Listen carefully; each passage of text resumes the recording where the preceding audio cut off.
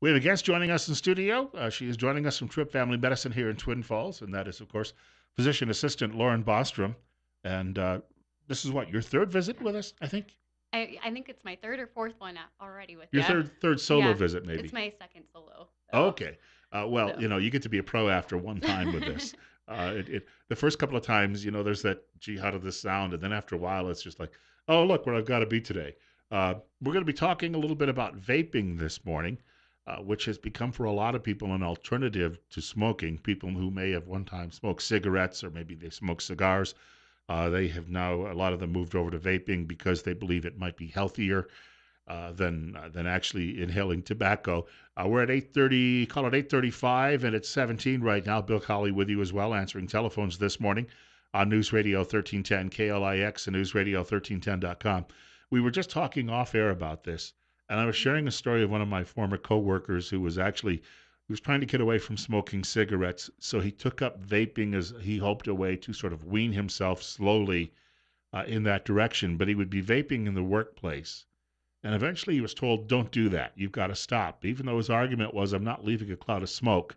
And he worked in a room where he was alone in the office. And so even though there may have been a little bit of the vapor that escaped from his, I don't know, it looks like a pipe that he was Yeah. smoking, but it wasn't smoking, but he was inhaling on that. And I think in the college days they called that toking, but that's from something else they were smoking. But he was told you can't do it. They just said we're going to have a blanket policy, and so he felt that he was that was actually running against his opportunity to try and reduce his cravings. But we don't simply know about the dangers yet, do we?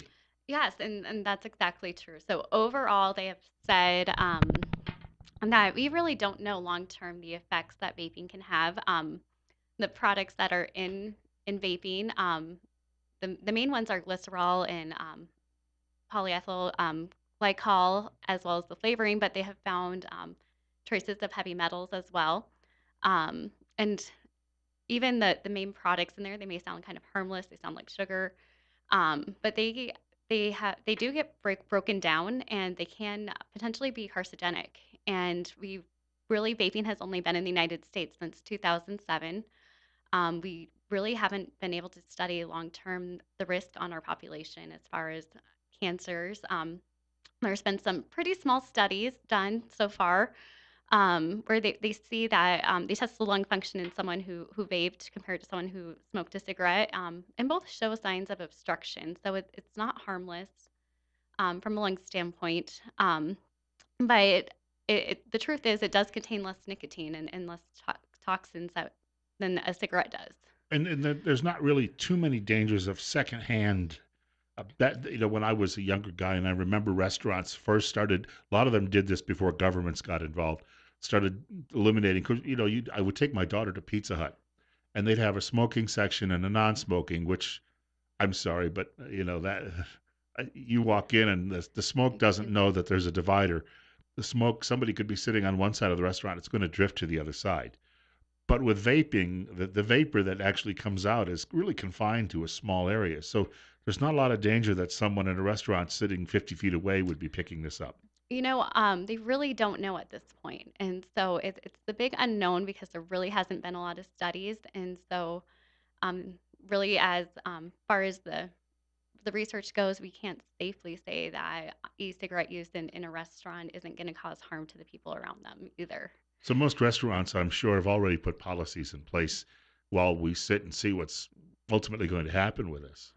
Yep, and it may take years of research down the road here to see, but they have found studies where people have complained about coughing because of inhaling the vapor that someone else has exhaled, and we've really overall my point is we don't really know a whole lot about the safety, and so the best thing we can do if you're someone who is smoking is really to quit smoking, and right now using the FDA approved methods to quit smoking at this point. Now, some of us had an easier time. I didn't smoke a lot.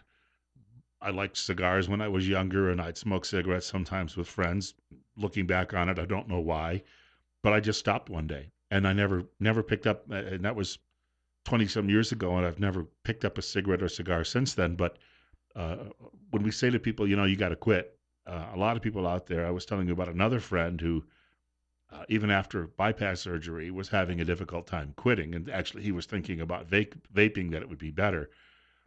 But some people can walk away from it like I did, obviously. And some people, on the other hand, I had a neighbor who, after he lost one lung, he couldn't stop. He kept smoking after that. And so I understand. Maybe we can talk a little bit more about this. I just looked at my clock. We've got a break coming up. But Lauren Bostrom is a physician assistant at Tripp Family Medicine. She's joining us in studio until 9 o'clock this morning. We're at a balmy 18 right now. Well, Lauren actually used to live in Minnesota. This is what they call summertime. We've got more on the way in just a few minutes on KLIX.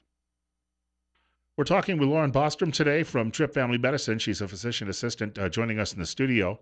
And we're talking about vaping and how, for a lot of people, it may be a bridge to smoking cessation. On the other hand, it still has some issues, potential issues. And we're at 8:42, and it's 18. Bill Colley with you as well on Top Story on News Radio 1310 KLIX and newsradio1310.com. Telephone number to reach the show today. If you got a question or comment about this, it's 208-736-0300. That's 208-736-0300. I do want to point out as well, if you want to email me a question, bill.colley@townsquaremedia.com, which is how Lauren sent me the note about the topic for today. She was about 24 hours sooner than a lot of her coworkers. Not that I'm saying, but she was prepared. Not that they aren't. I'm just saying that you were on the ball with this because I got a chance to look at this last night, and that's why I had some thoughts about it. We have a caller with us, and caller, you're on the air. Go ahead. This might be an obvious thing to say or think, but when I was in junior high school, I smoked a little bit, but that was all just to be part of the group. As I've grown up, I thought, why would anybody want to put something other than the crappy air we already breathe in their lungs? It just doesn't make any sense to me. Well, we're dealing with peer pressure mainly for younger people, right? Yeah, and that's one of the big concerns with e-cigarettes is it's starting to make a rise in our younger population. When in 2011 they said about 1.5% of high schoolers were using e-cigarettes. That went up to about 13% by 2014. And what they found, most e-cigarette users are also still using cigarettes. So this potentially is kind of a gateway and kind of normalizes a lot of the big campaigns they've had against smoking. So kind of going back to when you think about, I think about a lot of my elderly patients who said, we just had no idea how bad this was for us.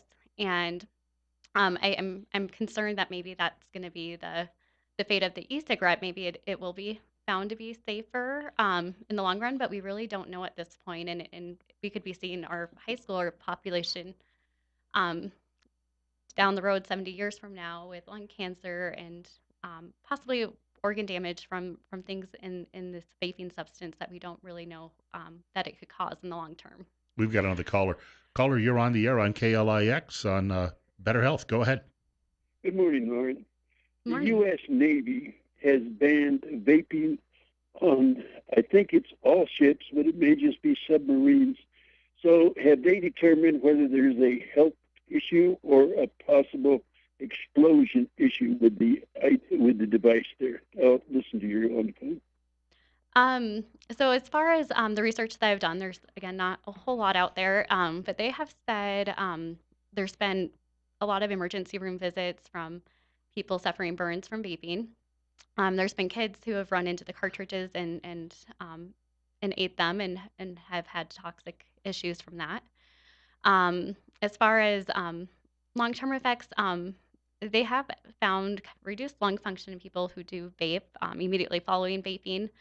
Our long-term studies are, again, very limited because this is a product that's only been here for about 11 years here. And so cigarette use, usually we see more effects. People feel fine until a lot longer down the road when it starts to catch up with them on the lung function. I want to thank him for the call. I was mentioning in the last segment walking into one of these vaping stores with a friend of mine, and he had bypass surgery done and was told not to smoke anymore. But he was having trouble, and he thought that this might be a safer alternative, at least on his road to eventually quitting. And we walked in, and my comment to you off air was it looked like a candy store with all of these flavors, like fruit flavors and various flavors that they make available. I think that's where the young people are attracted by this because you start maybe chewing gum I had a dentist, by the way, who used to get so upset with anybody who chewed gum. But they start by chewing gum, and all of a sudden you're 15, and I guess this is considered to be cool. And to sit there and say, well, it's fruit flavored, is better than saying, well, it's just a smoking piece of tobacco. Yeah, so I mean, by flavoring it, they have been able to kind of reduce that stigma of using it. I it's for kids an easy way for them to go from I'm just doing an e-cigarette, tastes fine, but most of these products contain nicotine, and then that's an easy progression to using cigarette smoking too, that we know the long-term effects of. And it doesn't take a whole lot of use of cigarettes to raise your risk of heart attack either. So I have a lot of patients go, I only smoke one cigarette a day. Studies show just 1 to 4 cigarettes a day increase your risk of heart disease by 3 times the fold of someone who doesn't smoke. I know that I remember hearing a story a few years ago about a couple of famous athletes who chewed tobacco. Baseball players, of course, it was part of the culture for a long, long time, but even younger ball players who were coming down with face cancers. And people would say, well, chewing tobacco keeps your mouth from drying out on the field and it's not as dangerous as smoking a cigarette. Clearly, though, there were dangers with it. And I guess that's part of the concern about vaping. Even if it isn't as damaging to the lungs, perhaps, that it could still be a cause of oral cancer and that type of thing. Yeah, we really don't know what kinds of adverse effects it's going to have. I mean, the truth is there is less nicotine in vaping. It's usually between 0 to 30 micrograms in a puff of vape. So that means you have to do about 30 puffs to equal 1 cigarette, which is about 1 milligram of nicotine on average. But with all the other chemicals used in it, we just don't know. And so one of the big things I do want to talk about is a little bit of the ways that we have approval for quitting smoking, because the FDA has not yet said e-cigarettes is a device tool that we can market as a smoking cessation tool. It's marketed as a recreational one right Right, now. right, right. And there's a difference between vaping and e-cigarettes, right? To some degree, Overall, it's a term kind of used interchangeably between the two. but there can be some differences. It's more the type of device that's used, but the chemicals used in either two are overall generally the same. Every you have to be careful when you buy a product if you are someone who does use e-cigarettes or vaping, to look and see what's in it because there's variations in everything that they're marketing right now. How about these people who chew the nicotine gum or wearing a patch? Would that be a safer alternative, let's say, than vaping? So that's FDA regulated with the amount of nicotine that's put in there. Um, we know um, we know about the ingredients in there. We know about their long-term effects, and so that's one of the ways that can assist people with quitting smoking. Sure. The other ones out there, Chantix is a common one. Probably one of the ones that we see a little bit more success with, but also a lot more people who can't tolerate the medication because there are some side effects with it.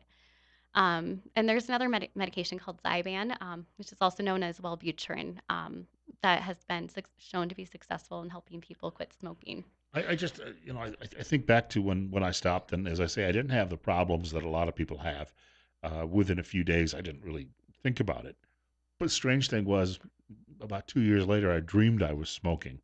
And so these things still crop up with people. And I think that a lot of people I've talked to tell me that it was 18 months to 3 years before they finally, after a lot of them went cold turkey, but it was that long before perhaps some people a week passes. Other people it takes a couple of years for those cravings that addiction is so strong.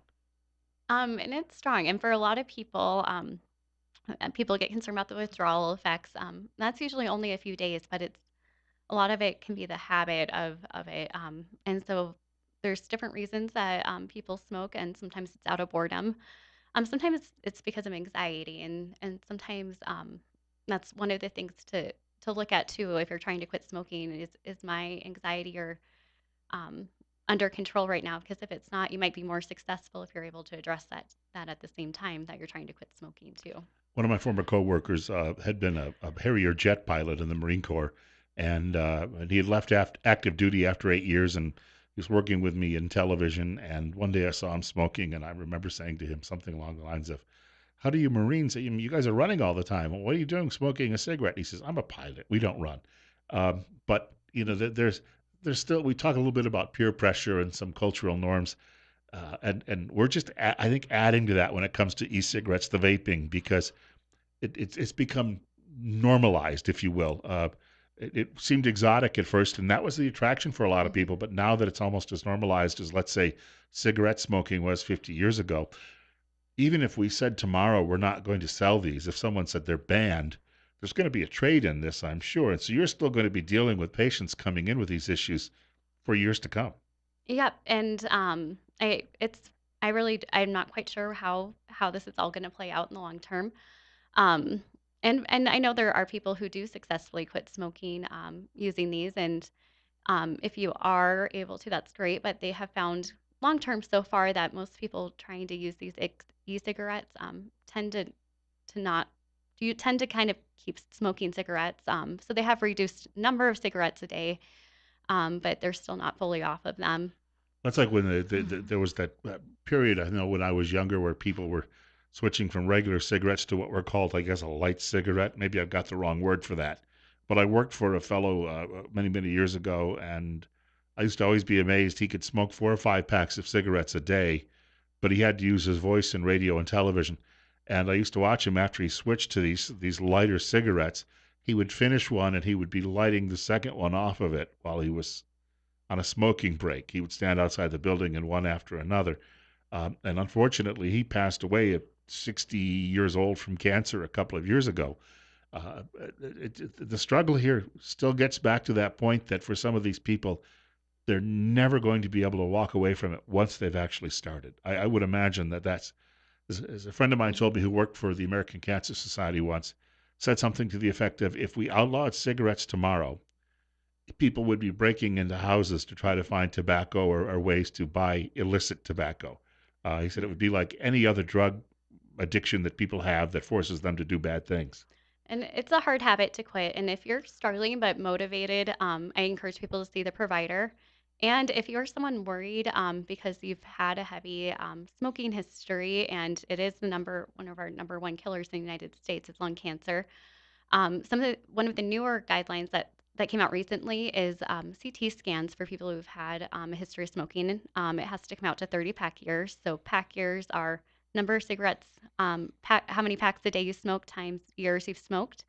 If it's over 30 and you're between the ages of 55 to 80, you would probably qualify for a yearly CT scan to check to see if you have any signs of lung cancer. I don't mean to make light of this, but when my brother, he's been dead now for almost 8 years, when he was dying of cancer, they told him, they estimated he had 4 months to go, and his doctor told him to quit smoking, and he said, "What for?" And I think that we hear that a lot out of people too, because I think the doctor's thought is maybe there can be some sort of, if not miraculous cure, a way that this we can work around this. But that's the other part of it. You're dealing with people who then feel a fatalism, and they're just going to continue doing it. Well, the point of approving these screenings is to hopefully catch people early on in the disease progress so we can treat this lung disease and catch it before it is stage 4 cancer, where there maybe isn't a lot of treatment options out there. Right. Um, and so I know a lot of people kind of go, I have someone my grandpa lived to be 90 and he smoked a lot every day. But it doesn't mean that we're immune to it either. And so I just encourage people, if you are smoking and don't want to have your life end early, and maybe be able to catch something that's preventable, see your provider again to kind of do a lung cancer screening and maybe talk about quitting smoking. They say if you quit before the age of 50, you get about 10 years of your life back.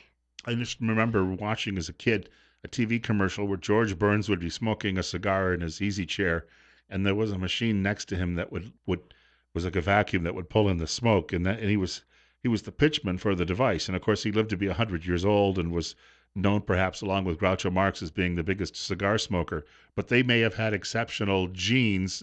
That was really what it was all about. Genetics play a huge part in a lot of disease processes. So some people may be more prone to developing cancer, but you could be even a light smoker and still be at risk for developing lung cancer as well. And I just really strongly encourage people, if you're thinking about it, take the first step and talk to a provider, you get yourself the help you need, and sometimes that accountability can be helpful too. For people who are looking to get in touch with you or your colleagues at the office, how do they go about doing that? Sure. So we are located at 1411 Fillmore Street, right next to Gold's Gym.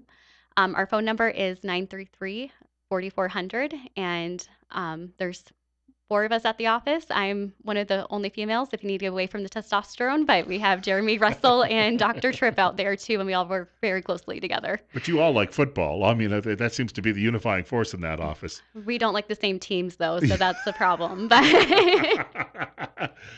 We've got to point out that works out well, though, because the doctor can go to Gold's Gym and then just head over to the office yeah, mornings. yeah, a lot of the providers are out there. You may not find me there, but I tend to run outside, so. Yeah. Even well, being a Minnesotan, that's running outside even when it's 5 below is probably not an issue. I had a school teacher who'd grown up in Buffalo, and I would some mornings look outside on a winter day, and he would be running outside even when it was still dark out. And if it was below zero, he'd just have a mask over his face, and that was how he handled it. So he did not allow cold weather to deter him. And when you live in a cold part of the country, if you do, well, you're like throwing in the towel in that situation.